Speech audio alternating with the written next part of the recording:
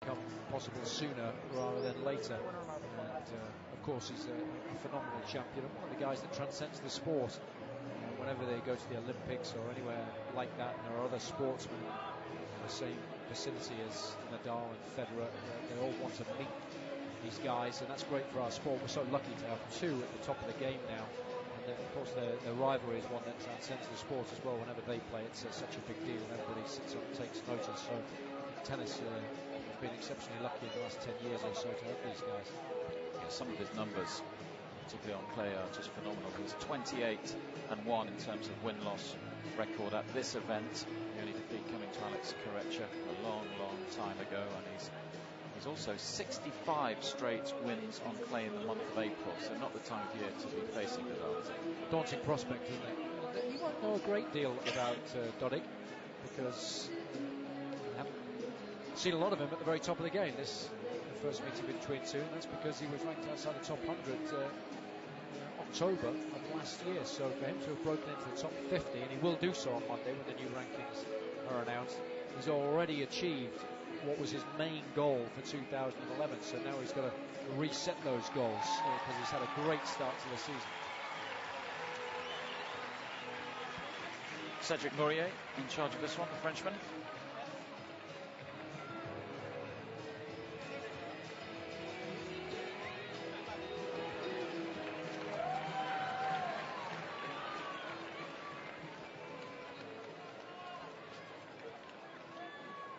It's our second semi of the day here at the Barcelona Open Bank Sabadell ATP World Tour 500 event. The world number one on show, Rafael Nadal, a five-time champion in these parts, up against the relatively unknown Croatian Ivan Doidg.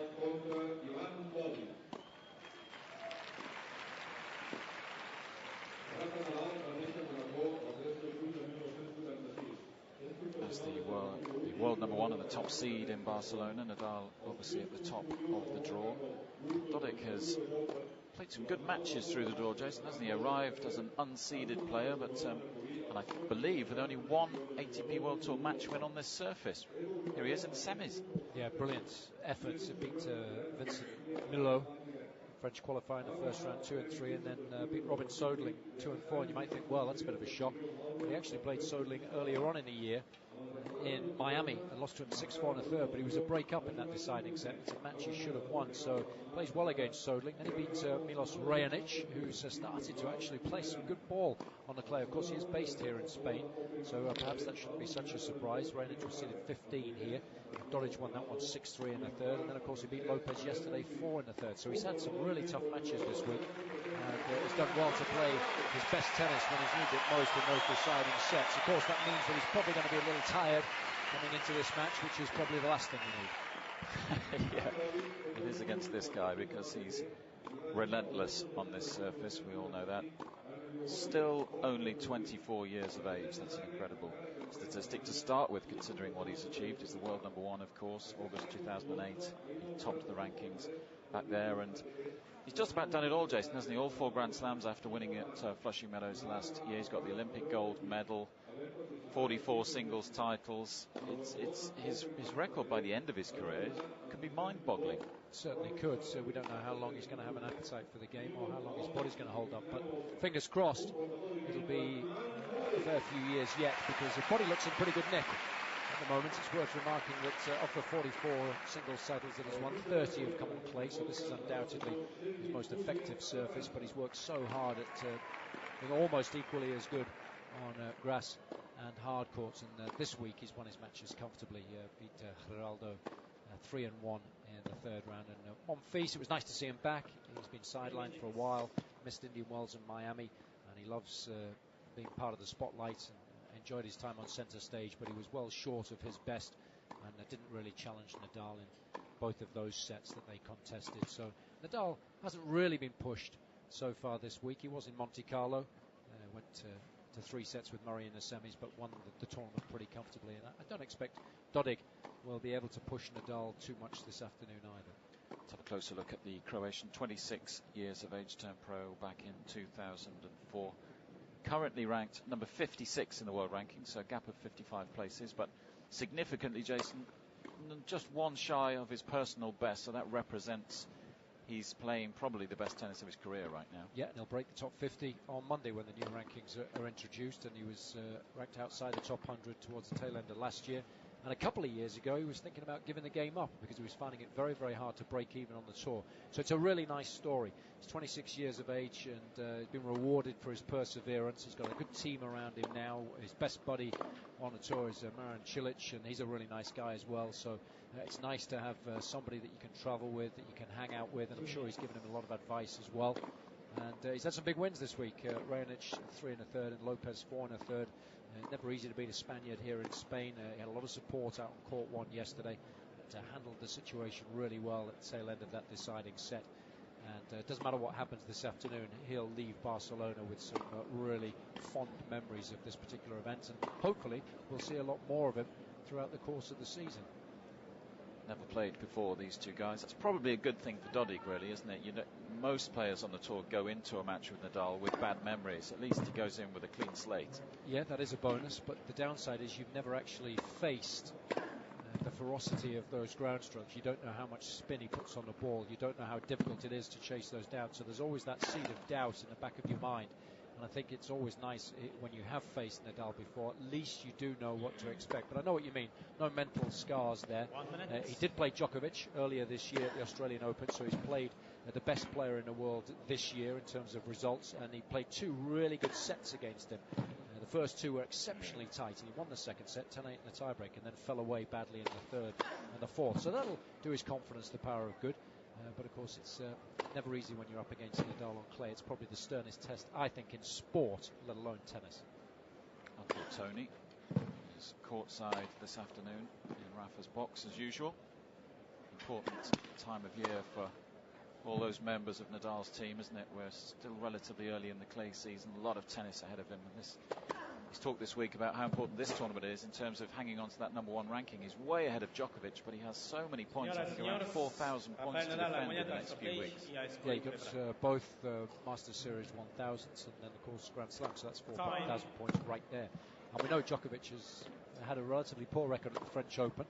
So if he continues to play as well as he did on the hard courts in Indian Wells and Miami, and of course in Australia, then he's got a chance of catching Nadal there. So yeah, it would be a big bonus for the Spaniard if we're able to win this week and pick up a W at this level.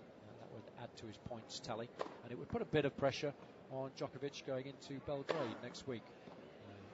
The longer that run continues, where he hasn't been beaten, and the more pressure he will feel. It should be a really interesting tournament in Madrid and of course in Rome. Those 2 tournaments have switched this year, and I think Djokovic is going to be able to test Nadal this year on the clay. Perhaps not every time that they play, but certainly at least once, and I'm really looking forward to it.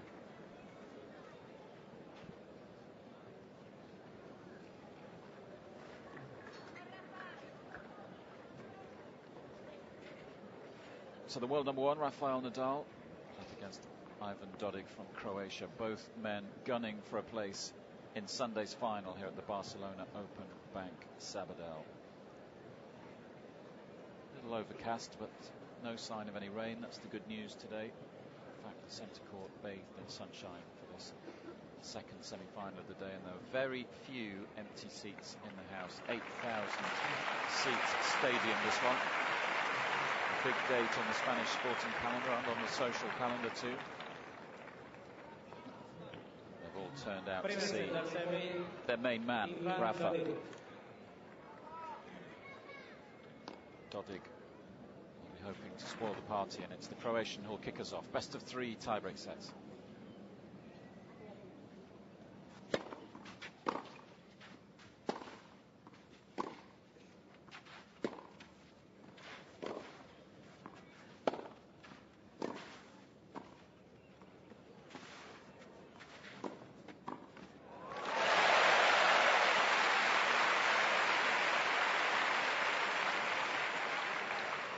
Start for those of you that haven't seen Doidg before. The serve and the forehand are the 2 shots that he can do the most damage with, but won't be afraid to come into the net either. Can play some good all-court tennis. Winner in Zagreb earlier in the year, so he doesn't mind playing on the quicker surfaces.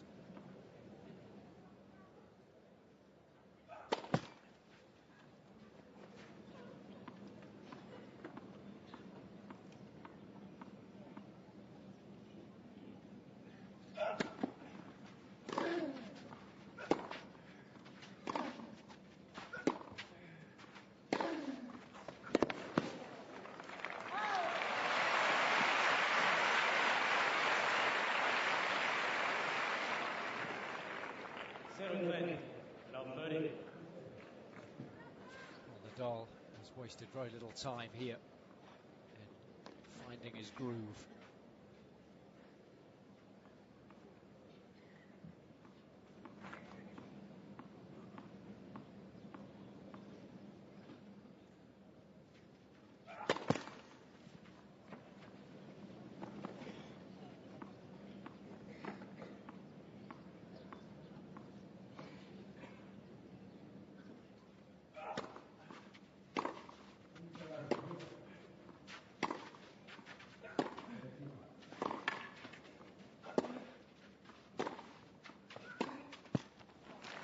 Difficulties we would face Nadal for the first time is against other players, certain shots will be a lot more effective than they are against Nadal. And when you put them under a lot of pressure, often you get a defensive response. Might not always be the case against the Spaniard. So you've got to really learn as quickly as you possibly can. And this isn't the best start, obviously. Facing triple break point.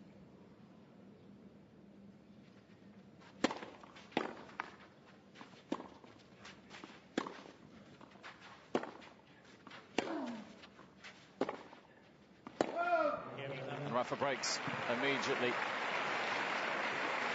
Welcome to my world. Playing in Nadal's own backyard here. Perhaps, I'm not sure, won the toss there earlier. It would have been better to return first, to give yourself a game just to get used to the enormity of the occasion. Doidg won't have played that many matches on a big centre court like this against the best players in the world. So the match against Djokovic, probably his biggest that I mentioned earlier, the Australian Open. The final in Zagreb was against Michel Berrer, Germany. Some good wins along the way. Granollers, Marchenko, Ljubicic, Garcia Lopez, but of course those guys pale into insignificance when you're talking about facing Nadal, the clay court here in Spain.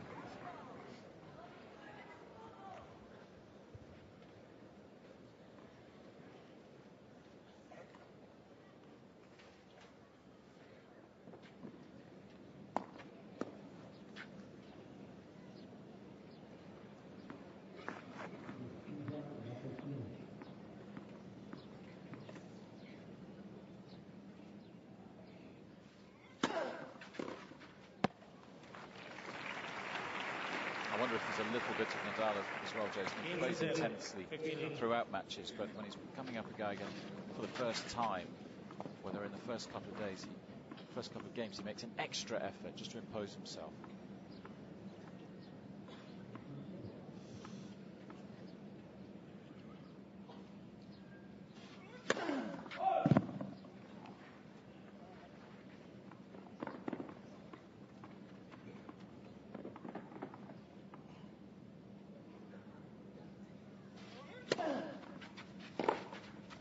They'll have done their homework, Nadal's team. They'll have played earlier on in the week. They'll have had a chat with various other players that have played against him, so they'll know what to expect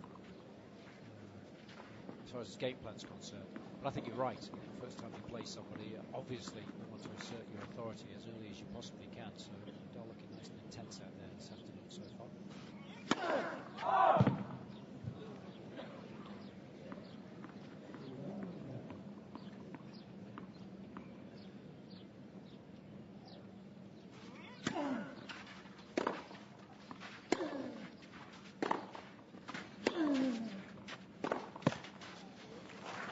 Talking to one of the British pros, Jamie Delgado, after he played Agassi in centre court. He said during the knock-up, Agassi was just blazing balls at him, extra hard, almost to say this is what it's like playing me, you know, and it completely freaked him out. Just even in the knock-up, having started the match. Those big guys have a way of doing that. Bad news when you're dodging bullets in the warm-up, isn't it? Just trying to find the centre of your racket.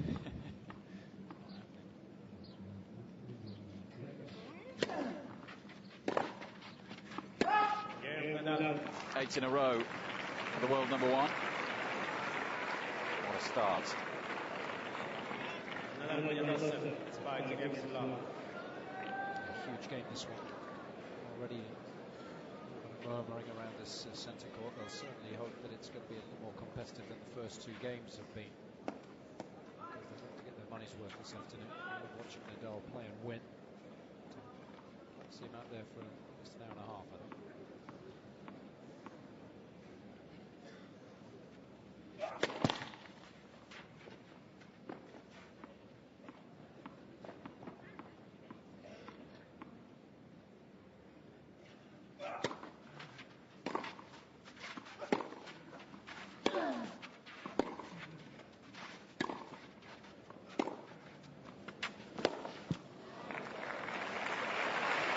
First point on the board for the Croatian.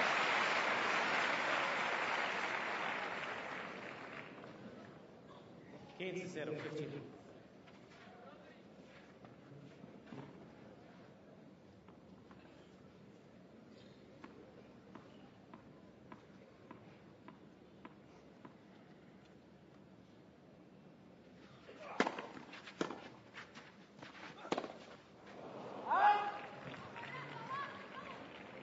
Shots like that really hurt your confidence when you're trying to work your way into a match. A shot that he would put away, or at least be able to build himself an excellent position in the rally against any other opponent, really. Shot that he's made all week, and suddenly against Nadal, bigger occasion, little tension in the arm. You shank it like that. Net 7.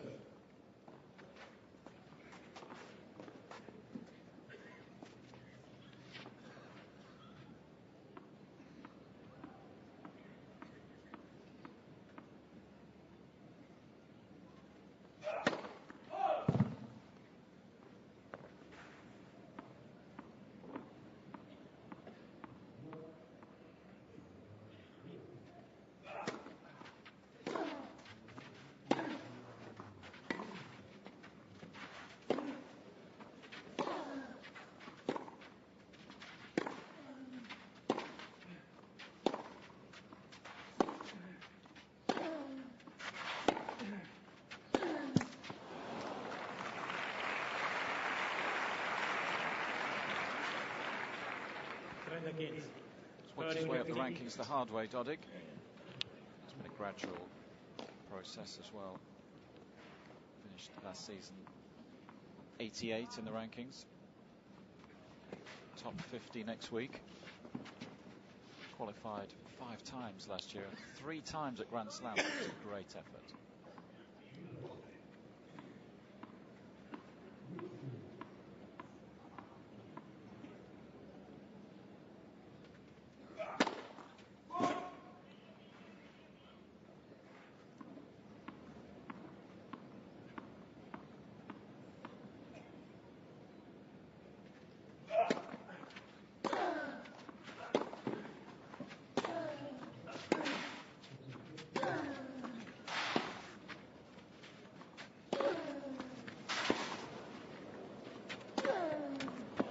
Too good. Way too good for anybody in the world. Those forehands there, inch perfect. You give him time to get set, and he can do anything with that ball on the forehand, and he will just get you running as much as he possibly can. Those ground strokes there were a couple of inches from either sideline. Hit with power too. It's not like he's placing the ball, is it? You are the best, Rafa, it says.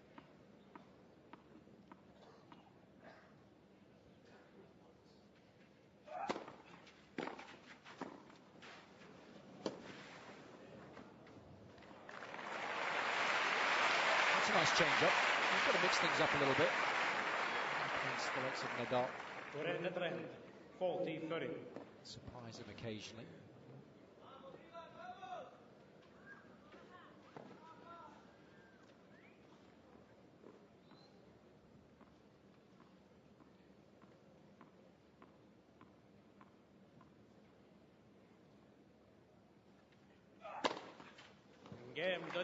Big serve to wrap up the game. That's a good hold of serve. It will steady the nerves. It just keeps him in touch early in this first set. Nadal with a break though, 2-1.